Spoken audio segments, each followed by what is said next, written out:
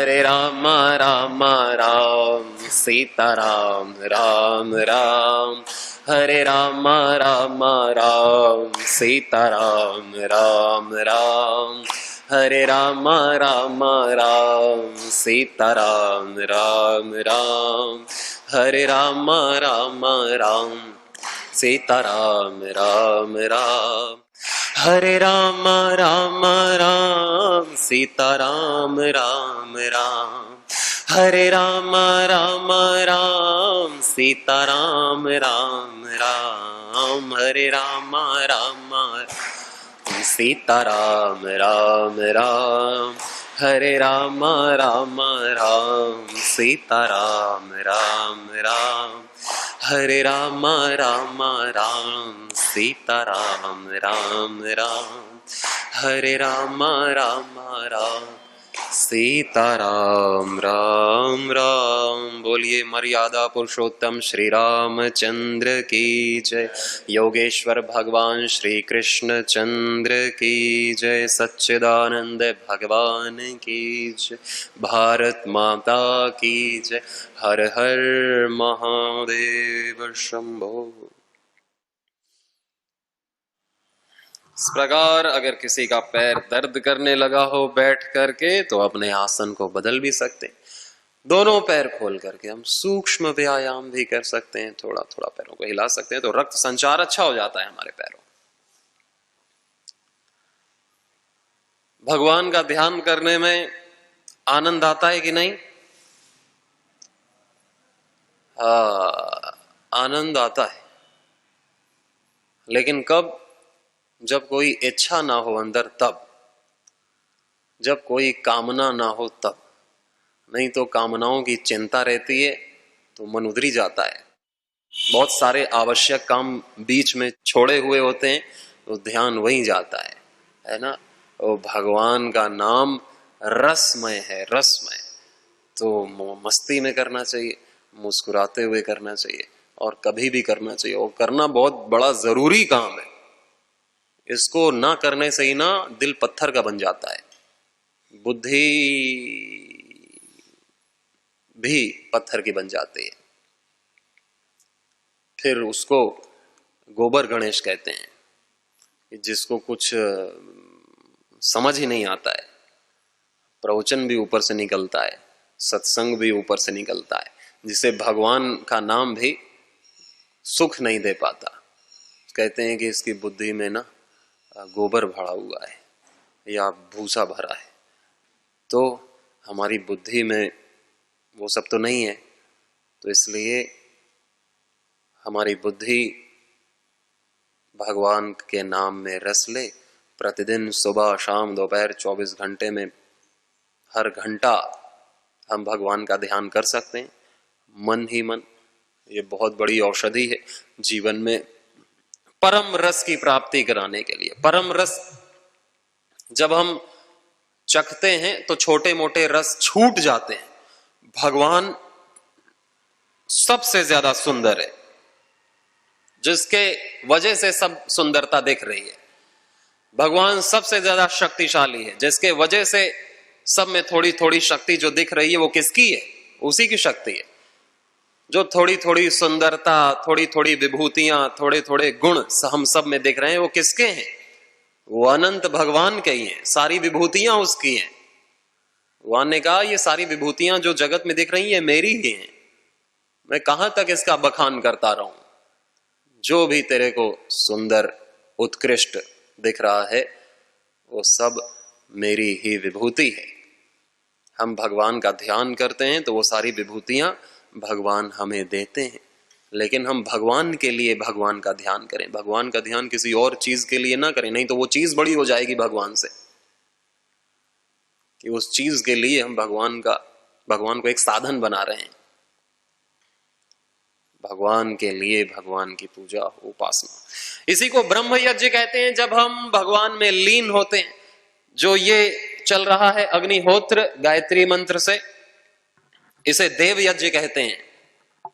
और जो हमने भगवान का नाम लिया या वैदिक मंत्रोच्चारण के साथ भगवान की भावना की, उसे ब्रह्म यज्ञ कहते हैं।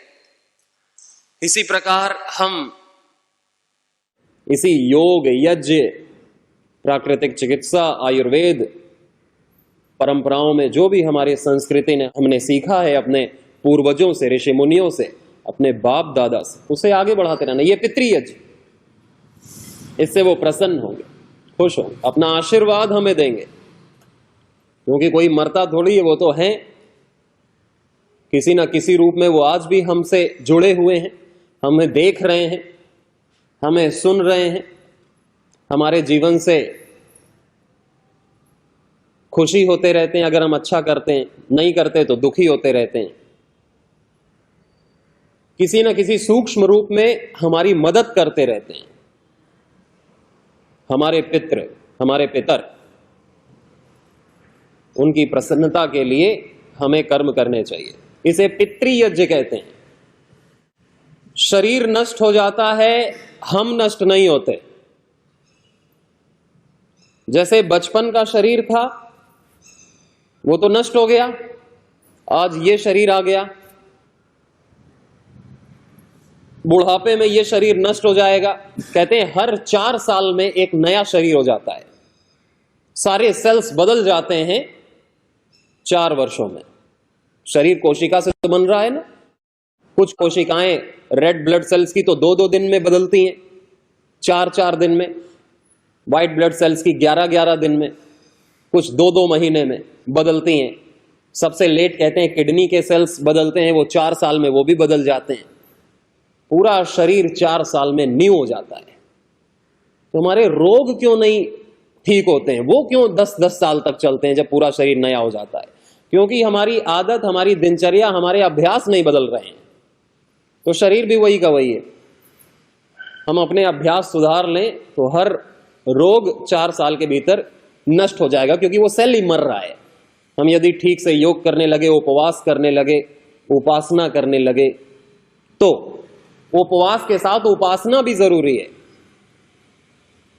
ईश्वर का ध्यान, निष्कामता, ये स्वस्थ होने के लिए जरूरी है। निरअभिमानिता, सद्गुण, सद्भाव नहीं है तो ठीक नहीं होगा। तो हमारा शरीर तो नष्ट हो रहा है, लेकिन हम थोड़ी नष्ट हो रहे हैं कि हम बचपन में कुछ थे, अभी कुछ है, कल कुछ होंगे। हम तो वही हैं, हम तो वही हैं जो बचपन के शरीर में भी घुसा था, जवानी के शरीर में भी घुसा है, बुढ़ापे में भी यही मैं ही रहूंगा, कोई दूसरा थोड़ी बदलेगा। स्वप्न में भी मैं ही रहता हूं देखने वाला। सपना देखने वाला कौन है? मैं। लाखों सपने देख डाले होंगे आपने भी, अभी तो नहीं देखना ना, अभी जागृत होकर सुनना है, दिन में सपने नहीं देखने। लेकिन जब हम सपना देखते हैं तो एक सपने में एक हमारा अलग शरीर होता है, ये वाला शरीर थोड़ी रहता है, ये तो सो रहा होता है। सपने में एक अलग शरीर हम स्वयं से निर्मित करते हैं, वो मानसिक शरीर होता है। और फिर आंखें खुलते ही वो शरीर कहां गायब हो जाता है पता ही नहीं चलता। देखने वाला तो तब भी जीवित रहता है, वो शरीर मर जाता है, स्वप्न वाला। लेकिन स्वप्न देखने वाला तो जिंदा रहता है कि यार मैंने ये सपना देखा था, बड़ा डरावना था या बहुत अच्छा था। अच्छा स्वप्न रहता है तो जागने का मन ही नहीं करता है, आंख खोलता है फिर बंद कर लेता है कि उसी सपने को कंटिन्यू करूंगा, देखूंगा। बुरा सपना रहता है तो आंख खोल देता है, डर जाता है।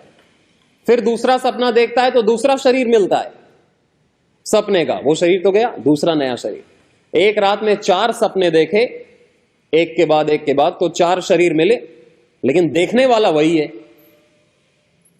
हर आज तक हमने 1 लाख सपने देखे तो 1 लाख स्वप्न में 1 लाख शरीर बदले, लेकिन देखने वाला वही है। हम भले ही भूल गए हमने क्या क्या देखा था, कुछ सपने याद रहते हैं, कुछ भूल जाते हैं।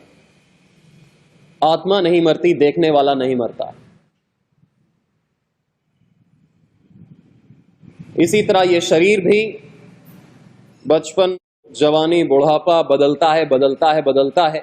कितनी योनियों में जाता है, कीट पतंगा या कभी वृक्ष, ये जो भी लिविंग ऑर्गेनिज्म है, इसमें वही आत्मा बदलती है। लेकिन वही आत्मा जाती है, शरीर बदलता है। कभी स्त्री के रूप में, कभी पुरुष के रूप में, कभी गधे के रूप में, कभी घोड़े के रूप में, अपने कर्मानुसार हमारी ये यात्रा चलती रहती है सुख और दुख की। जब तक हम समाधान न पा जाएं तब तक यात्रा अपने पड़ाव पे आ जाती है। जब तक हमारा परम समाधान ना हो, हम स्वयं को ना जान जाएं, जब तक हम अपने आप को शरीर मानेंगे, शरीर से सुखी दुखी होंगे, तो ये यात्रा चलती रहेगी। समाधान अपने आप होता है यदि हम सत्कर्म करते हैं, सद्भाव रखते हैं, सत्चिंतन करते हैं, तो अपने आप जीवन में समाधान होता है, अन्यथा नहीं होता। तो ये हमें मानना चाहिए कि हम मरने वाले नहीं। ये शरीर कितना भी रोकें, ये बदलने वाला है। हर सेल प्रतिपल मर रहा है, हम प्रतिपल नहीं मर रहे, लेकिन हम अपने आप को शरीर माने तो हम प्रतिपल मृत्यु की ओर जा रहे हैं। जन्म से ही मृत्यु शुरू हो चुकी है। एक दिन ये पूरा शरीर मिट्टी में मिलेगा, लेकिन फिर भी हमारे पास कोई ना कोई शरीर तो रहेगा। आत्मा बिना शरीर के नहीं रहती जब तक वो पूरी तरह से मुक्त ना हो, पूरी तरह से दुख निवृत्त ना हो, पूरी तरह से अपने पूर्णता को, तृप्ता को, आनंद को, तृप्ति को अनुभव ना कर ले, तब तक उसके पास कोई ना कोई शरीर रहेगा। किसी योनि का, या ये स्थूल शरीर, या स्थूल शरीर भी चला गया तो सूक्ष्म शरीर रहेगा, क्योंकि उसकी यात्रा के लिए कोई ना कोई कैरियर तो चाहिए। फिर वो सूक्ष्म शरीर किसी ना किसी स्थूल शरीर को ढूंढता है भोगने के लिए, सुख और दुख भोगने के लिए। ये वाला मनुष्य शरीर भी सुख और दुख भोगने के लिए मिला है बाकी योनियों की तरह, लेकिन इसमें एक और चीज है कि हम सुख दुख से ऊपर वाला जीवन भी प्राप्त कर सकते हैं। इस योनि में केवल सुख दुख के ऊपर उठ सकते हैं, समता में आ सकते हैं। हानि लाभ, जय पराजय, अनुकूलता प्रतिकूलता, जिसमें सारी योनियां फंसी हुई हैं, हम भी, लेकिन हम इससे ऊपर उठ सकते हैं, एक दिव्य जीवन की प्राप्ति कर सकते हैं, अपनी चेतना का ऊर्ध्वागमन कर सकते हैं, ब्राह्मी चेतना को प्राप्त कर सकते हैं। हम सत्कर्म कर सकते हैं, बाकी कोई योनि नहीं कर सकती। उनके कर्म फिक्स हैं कि क्या करना है गाय भैंस को, हमारे फिक्स नहीं। हम जो चाहते हैं वो करते हैं, हम जो चाहते हैं वो सोचते हैं, जिसे चाहते हैं उसे सुनते हैं, जो चाहते हैं वो ज्ञान प्राप्त करते हैं। अच्छे हुए तो अच्छा, बुरे हुए तो बुरा, उसी के अनुसार हमारा जीवन होता है, हमारी गति होती है, या सद्गति या दुर्गति। तो नैनम छिन्दन्ति शस्त्राणि नैनम दहति पावकः न चैनम क्लेद्यन्त्यापो न शोषयति मारुतः। आत्मा को कोई जला नहीं सकता, कोई काट नहीं सकता, वायु इसे सुखा नहीं सकती, जल इसे गीला नहीं कर सकता, कोई अस्त्र शस्त्र इसे हानि नहीं पहुंचा सकता। आत्मा को कोई नष्ट नहीं कर सकता, क्योंकि ये परमात्मा का ही स्वरूप है। और शरीर को कोई कितना भी रोके बचा नहीं सकता। सारे वैज्ञानिक भी मिल जाएं तो एक शरीर को भी बचा सकते हैं, अपने शरीर को ही नहीं बचा सकते।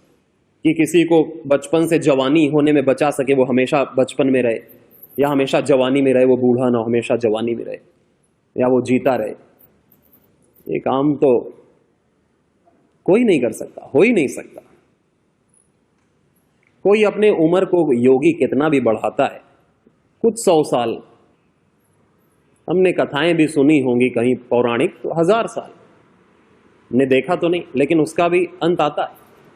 ये काम असंभव है कि प्रकृति की क्रियाशीलता को रोक देना, प्रकृति में जो गति हो रही है उसे रोक देना, यह असंभव है, क्योंकि ये उसका स्वभाव नहीं है, वो बनी ही उसी तरह है। भगवान के लिए भी कुछ चीजें असंभव हैं। क्या चीजें भगवान के लिए भी असंभव हैं? आत्मा की मृत्यु असंभव है, उन्होंने खुद ही कह दिया कि ये असंभव है। अर्जुन क्यों डर रहा है? डरने का कोई कारण नहीं, आत्मा नहीं मरती है, केवल शरीर मरता है। और शरीर के लिए दुखी होने का कोई कारण नहीं है, क्योंकि इसको तो मर ही रहा है ये प्रतिपल, ये तो छिन्ना ही है। धन के ये जो भी वस्तुएं, ये सांसारिक जो भी वस्तुएं, ये तो छिन्नी छिन्नी है, इसमें क्या दुखी होना? इसे तो सहो और अपना काम करो। इसके लिए भी दुखी नहीं होते जो पंडित जन हैं। संसार के नष्ट होने में दुखी नहीं होते, क्योंकि उन्हें पता है कि यह मिटना ही है बाय डिफॉल्ट। और अपने किसी की मृत्यु में भी दुखी नहीं होते, क्योंकि उन्हें पता है कि कोई मरता नहीं है। नानु शोचंति पंडिता, गतासून अगतासूंश्च नानु शोचंति पंडिता। जो चले गए और जो नहीं गए, उनके बारे में जो पंडित हैं, जो बुद्धिमान हैं, वो चिंता नहीं करते। तो इस बारे में हमें भी चिंता नहीं करनी, क्योंकि हम सदा रहने वाले हैं। ये शरीर सदा नहीं रहने वाला। हमें इस शरीर की चिंता नहीं करनी, क्योंकि ये मिटना ही मिटना है। क्योंकि कितनी भी चिंता कर लो, इसको कितना भी खिला लो, पिला लो, सजा लो, सवार लो, भोग लो, इसके लिए यदि हमने भ्रष्टाचार कर दिया तो हम घाटे में रहे, पाप और आ गए। इसे रुकना नहीं था। चिंता करनी चाहिए जो शाश्वत है उसकी, क्योंकि वो सदा बना रहेगा, उसका समाधान ज्यादा जरूरी है। अगर आत्मा भी नष्ट हो जाती तो हम कैसे भी जीते, क्या फर्क पड़ता? क्योंकि हमें तो नष्ट होना है। कुछ भी खाओ, कुछ भी पियो, दुख भी हो रहा है तो नष्ट होना है, लेकिन ये दुख सदा बना रहेगा। बचपन से आज तक बना हुआ है, अंतिम श्वास तक, उसके आगे वाले जीवन में भी ये दुख बना रहेगा यदि हमने इसका समाधान ना किया तो। इसलिए क्योंकि ये आत्मा शाश्वत है, इसलिए इसका समाधान करना आवश्यक है। ज्ञान से ही समाधान होता है। ज्ञान पूर्वक जीवन जीने से समाधान होता है। केवल ज्ञान सुनने से नहीं, केवल ज्ञान की बातें करने से नहीं, केवल पुस्तक पढ़ने से नहीं। भगवान के लिए यह काम असंभव है कि शरीर को रोक देना एक स्थिति में, आत्मा नष्ट कर देना, यह भगवान के लिए भी असंभव है। और क्या भगवान के लिए असंभव है? कोई गलत कर रहा हो और उसको सुख देना, और कोई सही कर रहा हो उस कर्म के बदले उसे दुख देना। हम कैसे भी जी रहे हो और हमारा समाधान कर देना, मुक्ति दे देना, हम कैसे भी जी रहे हो, क्योंकि कर्मफल व्यवस्था फिर नष्ट हो जाएगी ना, उसी की बनाई गई है, वही है कर्मफल व्यवस्था कि जो मेरे रास्ते पर चलेगा, जो मेरा कहना मानेगा, उसकी मुक्ति होगी, निश्चित रूप से उसकी होनी है। और जो इसके विपरीत आचरण करेगा वो दुख भोगेगा, भोगना है। ये काम भगवान के लिए असंभव है, उसके लिए भी नहीं। तो फिर गीता लिखने का क्या मतलब था? इतनी सारी चीजें लिखने का कि तुम ऐसे हो जाओ, ऐसे हो जाओ, तुम मुझे श्रेष्ठ मानो, तुम विनम्र हो जाओ, तुम निष्काम हो जाओ, तुम निरहंकारी हो जाओ, क्रोध मत करो, ब्रह्मचर्य का पालन करो, सत्य आचरण करो, अहिंसक हो जाओ, हिंसा मत करो, किसी को दुख मत पहुंचाओ, परोपकार करो, सेवा करो, दान करो, योग करो। ये सब कहने की फिर मतलब ही क्या था, जब भगवान किसी को भी मुक्ति दे दे, किसी को भी सुख दे दे? ये सब तो व्यर्थ हो जाते, फिर शास्त्र तो ये झूठ हो जाते, भगवान की वाणी। कि हम सोचे हम कुछ भी करें, भगवान का नाम ले लेंगे, हमको दुख नहीं भोगना पड़ेगा, और जो हमने गलत गलत किए वो हमको नहीं भोगना पड़ेगा, हमें केवल सुख सुख मिलेगा। तो पुण्य का तो सुख मिलेगा, लेकिन जो पाप किया है वो नष्ट नहीं होगा, कर्म कभी नष्ट नहीं होता, वो भोगना ही पड़ेगा। जो कर दिया, जो नहीं किया वो हम सुधार सकते हैं, लेकिन हम कंटिन्यू करते जाते हैं, वो चीज गलत है। फिर हम पूरे भगवान के हो जाएं तो आज जब जो किया है वो भी नहीं भोगना पड़ेगा।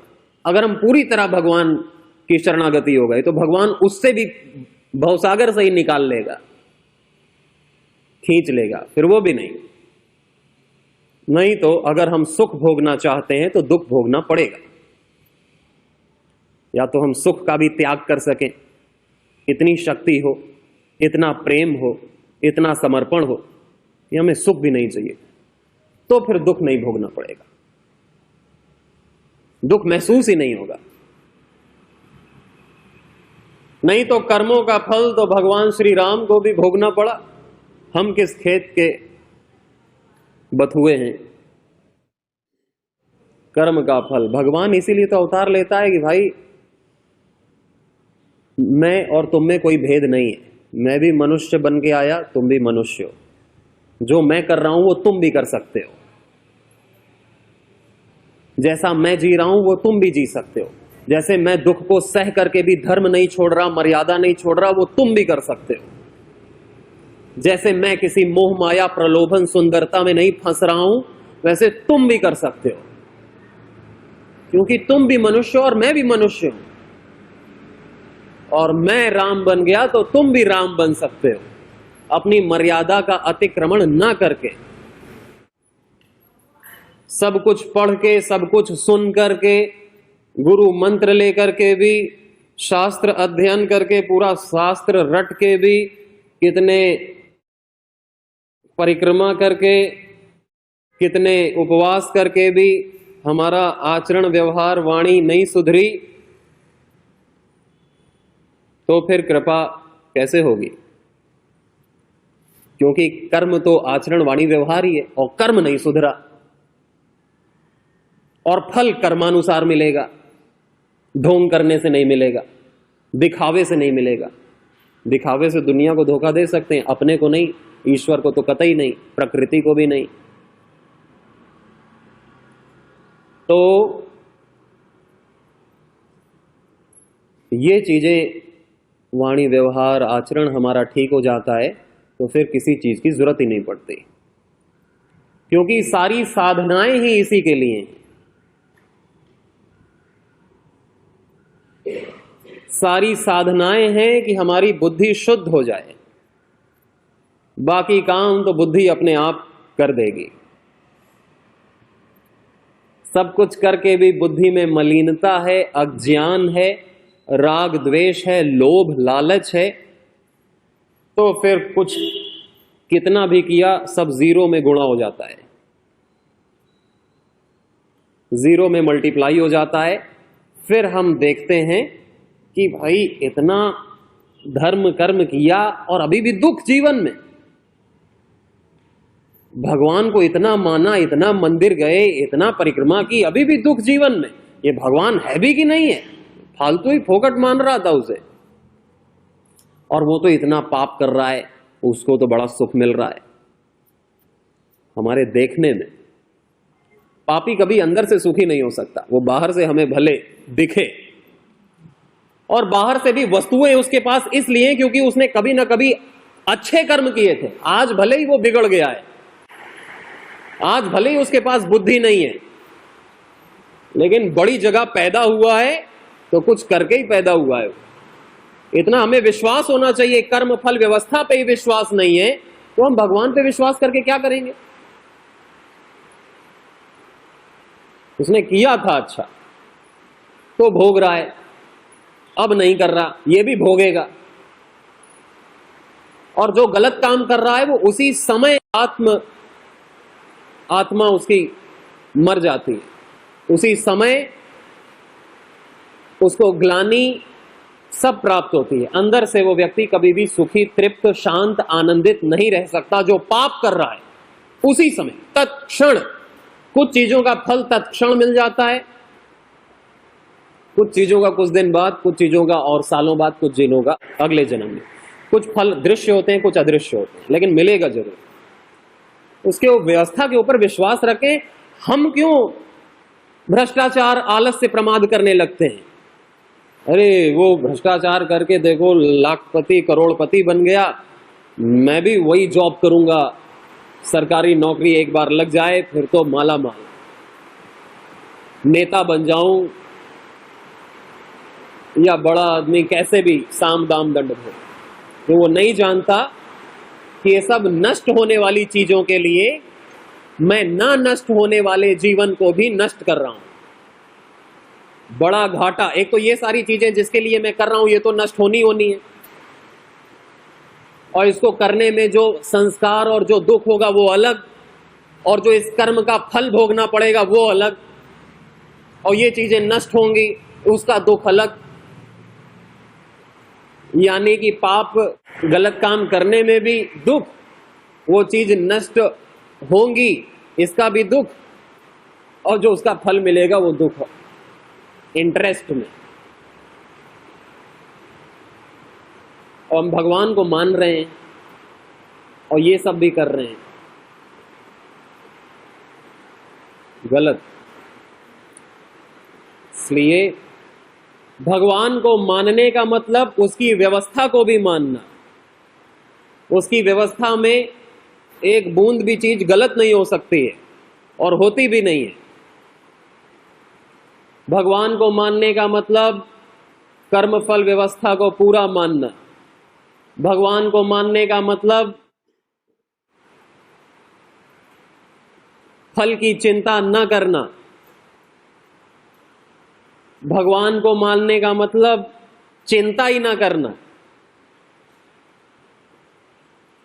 केवल कर्म करना। यदि हम चिंता कर रहे हैं तो उसकी व्यवस्था पर संदेह कर रहे हैं कि यह ठीक नहीं हो रहा है, तभी तो चिंता कर रहे हैं। इसीलिए भक्त और संत चिंता नहीं करते। दुनिया की कितनी भी हानि हो या उनकी भी हानि हो,